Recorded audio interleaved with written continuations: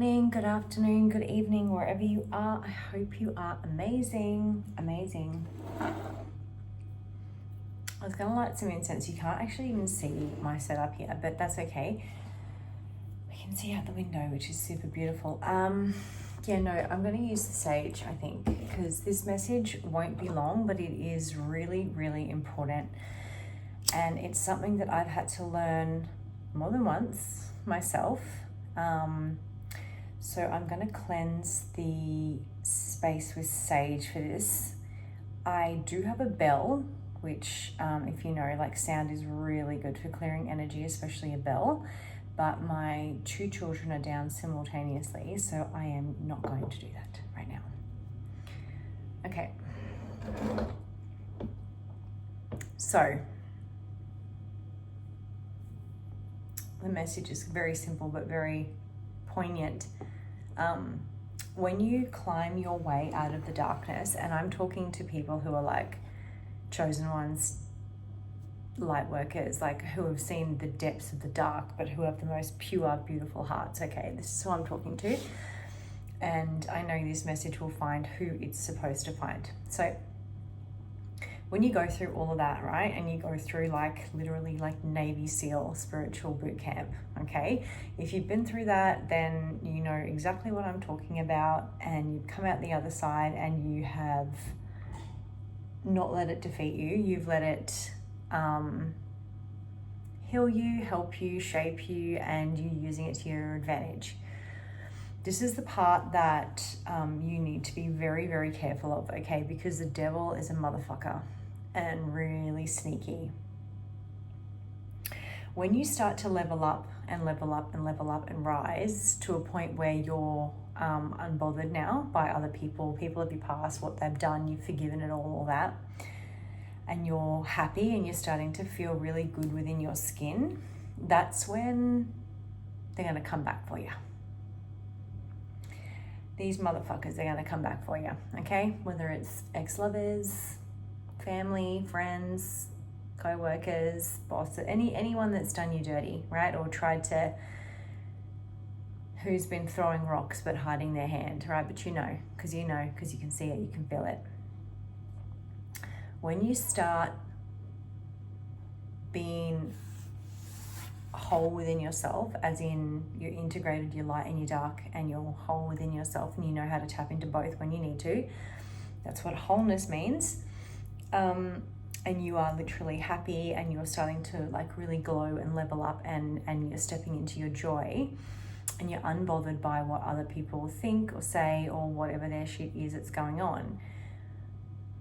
That's when they're going to come back around with the fake sorries and the oh poor me's, and you don't want to get involved in their karma. Okay, so let's just straight up don't go back there. They come for you when they see that you're happy without them. Okay, so when you are happy without them, and they know that, and they feel that, and they feel that pinch of not having your beautiful, vibrant energy to feed off.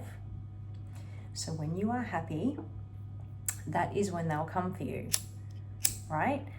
But the point of this message, even more than that, is this. When you start to feel really, really happy and joyful within yourself, and you've come through what you've come through, okay, and you start to feel really happy and joyful,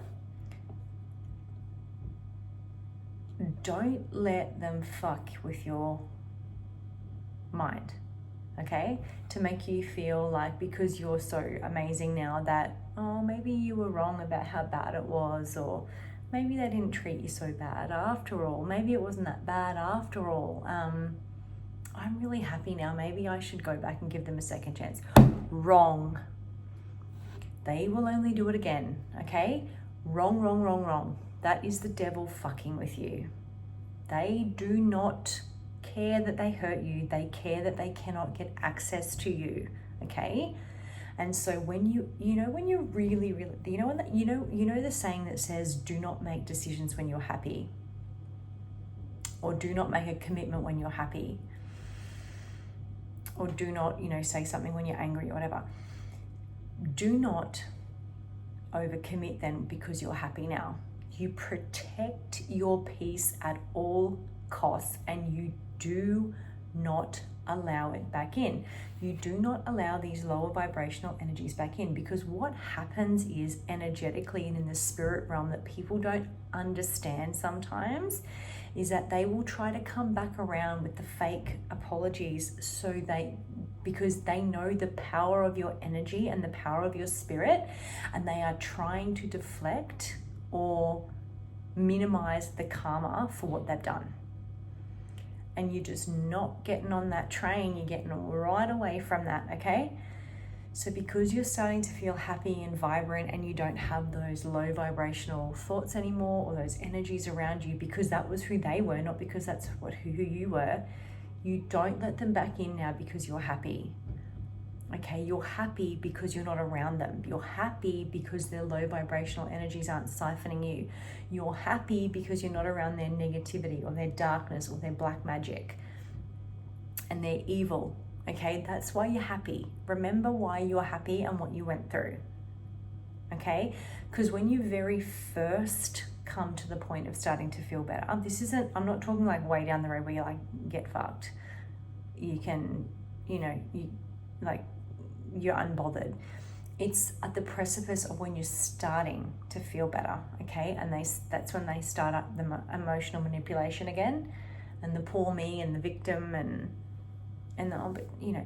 literally people who fuck you over the worst are the ones who actually need your help and have the audacity to turn around and ask for your help after what they've done to you, because they want you to feel sorry for them, because they know the power of your kind heart and they know the power of and protection of your energy, because they're just so potent, because your heart is so pure, right? So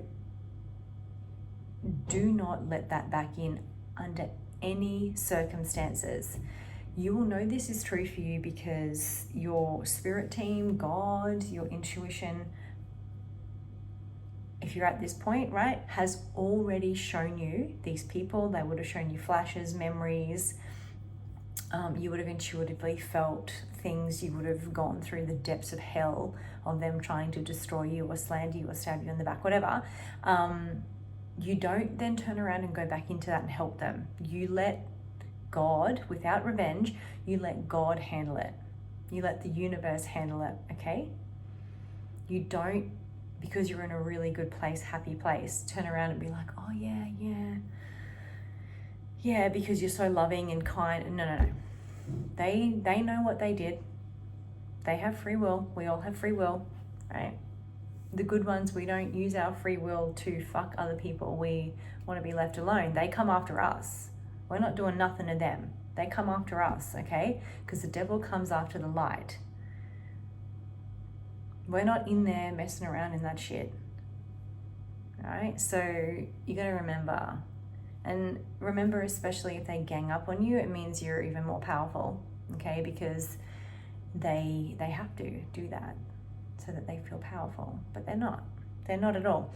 So when you get to that point of being really happy and you're on the up and up, you keep going up and up, and you literally shut out everything else and everything that you've already been shown, okay? Very simple message.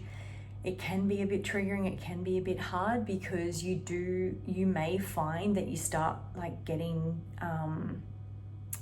you starting to, because they're sending you so much projection, that you might start to feel sorry for them or guilty or like a bit of a villain, that you fucked them off, but they knew what they did to you and they did it on purpose.